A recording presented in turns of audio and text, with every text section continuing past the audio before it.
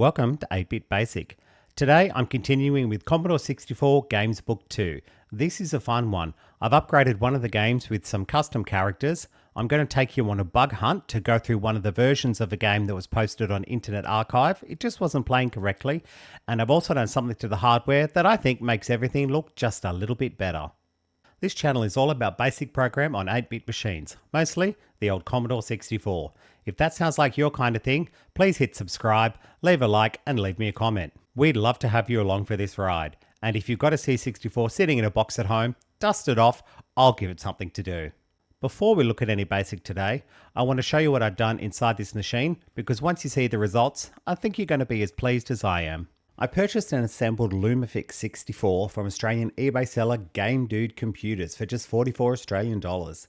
Look, installation is very straightforward. There's lots of expert videos out there, so I'm just going to give you a summary. Using a chip removal tool, I carefully remove the VIC-2 chip, noting the notch at the top. Then you just carefully insert that into the Lumafix and then insert the Lumafix into the board. It is really as simple as that. The Lumafix came with this card, but now I understand why. You need to be patient and turn the pots many times. This is what greeted me when I first turned my Commodore on, and I was convinced that I had damaged the chip. But for most people, this is how it looks when you first install the Lumafix.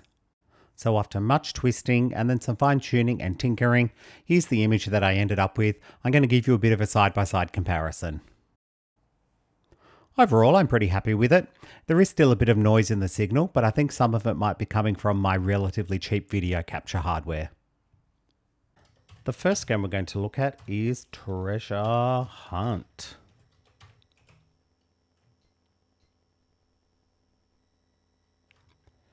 Here is the code.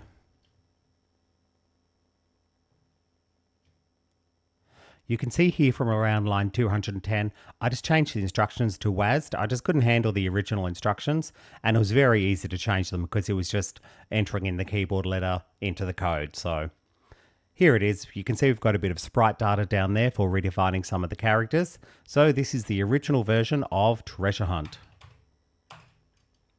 Please wait, setting up graphics. Treasure Hunt, what level do you want? I'm going to take us through on level 1. Here comes our maze.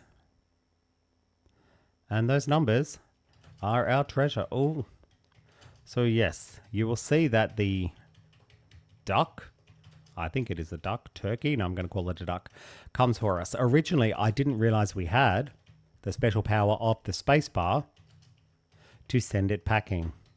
So it makes the game a lot easier when you realize that you can stop the duck attacking you by pressing spacebar. That wasn't listed anywhere in the game's instructions, but it was hinted at in the code because there was a key input spacebar, but you couldn't tell exactly what it had done. And then I tested it and it made a lot of sense. Do you want to play again? Yes or no? And it gives you the total of the dollars you've collected it.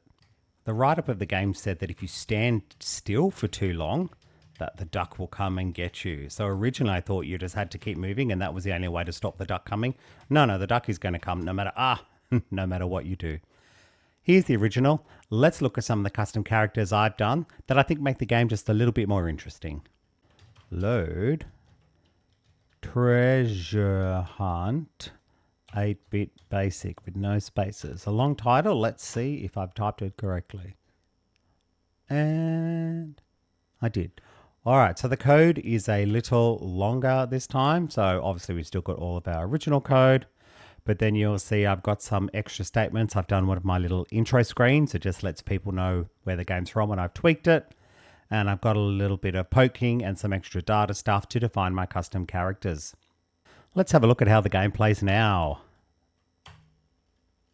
Treasure Hunt with tweaks by 8-Bit Basic YouTube channel. Use W, A, S and D to move through the maze and collect treasure. You have a secret weapon. Press any key to start. So at least this time I hinted that you have a secret weapon, so you might go and try and figure out what it is. Please wait, setting up graphics. The graphics setup routine does take a little while, so I've edited it down. Treasure Hunt, what do you want? I'm going to play easy again because that's my vibe.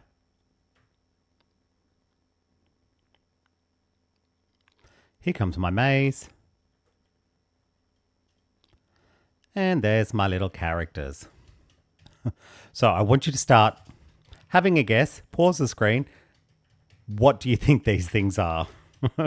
Be very interested to see if my terrible 8-bit art comes across. I guess the hardest one to tell is maybe that grey thing. That's supposed to be a crown. We have various jewels. We've got the gold bars. Well, the brown one hasn't come up too well on the screen. That's supposed to be a money bag. We've got the single gold coin. Oh, I forgot that gem over there. And they are supposed to be representative of the different values as well. So the crowns at the end and the diamond right at the end is worth more than some of the others, just like the numbers were. So I'm going to see if I can make it all the way to the end. And I'm going to use my hack. Well, I don't know if it's a hack per se, but it's how I figured out how to get through the maze. So my trick is you just have to spam the space bar so that you're constantly keeping the duck at bay. And then just move within those space bar movements. That's the only way that I've ever figured out how to beat the game. I don't know if it's cheating. What do you think? Oh, this is the hardest one because it is split seconds. See, look how quick that duck is. Get in, get out, keep yourself safe. Oh, oh no, come on, come on. Oh, come on, come on, come on. Yes, congratulations. You collect all of the treasure. You collected $80. Do you want to play again? Well, that's my little tweak.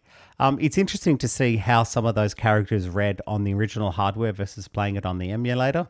So I would probably even maybe consider tweaking some of them a bit more just so that they look great on original hardware as well. But that is my little update of Treasure Hunt. Over to Dragster 64. Oh, yeah. So this is the version that I downloaded from the Internet Archive. And as I was playing it, I just noticed something was not quite right. Let me show you. Love this opening screen. Dragster 64. We've got our lovely little sprite going through the screen. And that engine sound. I just have to interrupt myself here. After a few playthroughs, I realised the instructions don't show the first time you play the game. They only appear after you've died and restart. So let me show you what I found. So I've been looking 500, let's just do 550. So this is the section that prints our title screen. From what I can tell, the code is jumping back to this section correctly, and these pokes and peaks at the start, they look right as well. So the only thing I can think is just the color is maybe not being set. So now S stands for home. And then I think it's kind of reddish, so I'm just going to set it to red. And then you are the. I don't know why the book has those two lines you are the twice, but it is there twice, so that's fine. Let's see if that makes any difference to us getting the instructions the first time. It's just a guess. Aha! I'm surprised at myself for figuring that out. You are the driver of a new Dragster. You must drive to the limit. You can steer with the M and N keys or use the joystick input to hold spacebar or fire to start. Do not hit the armco sliding and watch out for oil slicks. Love the scroll. Press spacebar. On green, yes. I love that you also get to choose when to start. Now what I noticed, this game is incredibly difficult. And the oil slicks occurring every line. I thought surely, I'm actually doing really, there we go, and there's my crash. Yeah, I thought it was odd that the oil slicks were occurring on every line. Thought it was also strange that they were also not on the track, but when I looked at the pictures in the book, that did confirm that yes, they do print off the track. So that so much wasn't an issue, but yeah, the fact that they're on every line. So now let's look at the code. Now I know there's some of you out there that like to slow down and have a look at the code. So here is the code.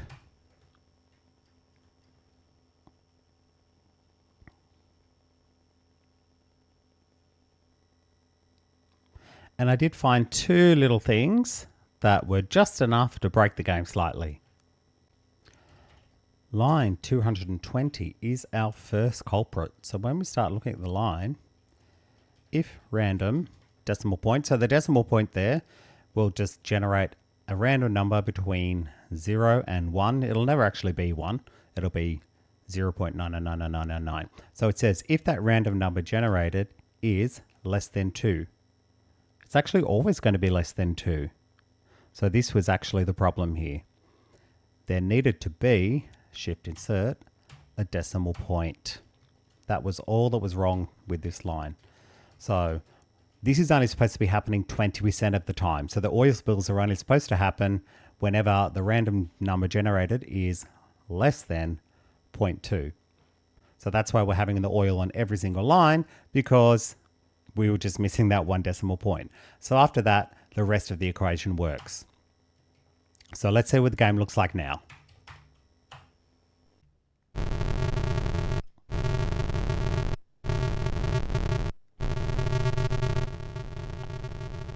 Okay, press space, fire. Love pressing that space bar on the green light. Okay, let's see if I can last a bit longer this time. But yes, notice now we have a much more manageable amount of oil slicks. They're no longer on every single line.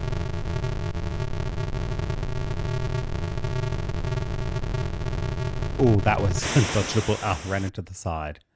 But the next thing that I noticed, according to the code, there should be some variance in the road width, because we have a few different strings that define the roads. So let's look at that now. This here is our section that starts to deal with the road width. So we can see here that the R string is the R string, which is R. So at the moment it is 0. So it is giving us our widest line to start off with, which is very generous. But looking at the next few lines, there is actually nothing that actually increases the R string. So then I thought, oh, that's a bit odd. And then it was just as simple as just one missing line. Line 154. TI string. So that's our timer. And our lovely internal timer on the Commodore 64. 1, 2, 3. No, I forgot the 0. TI string equals 0.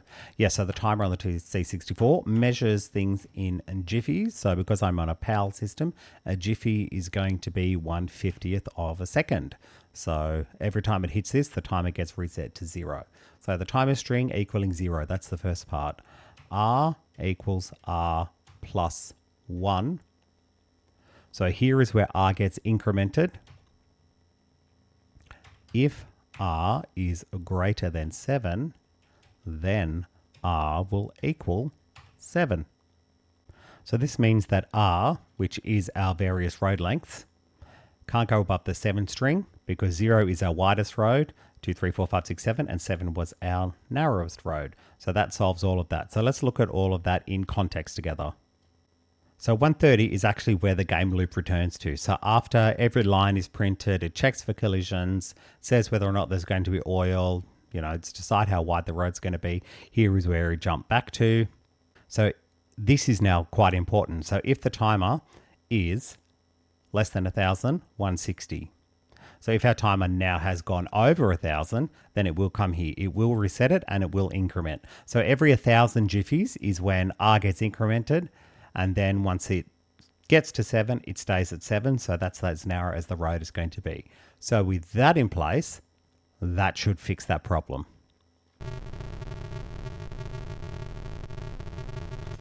Well, let's start it. Let's go for, oh, come on. How are you supposed to get there? Like, you can't beat that.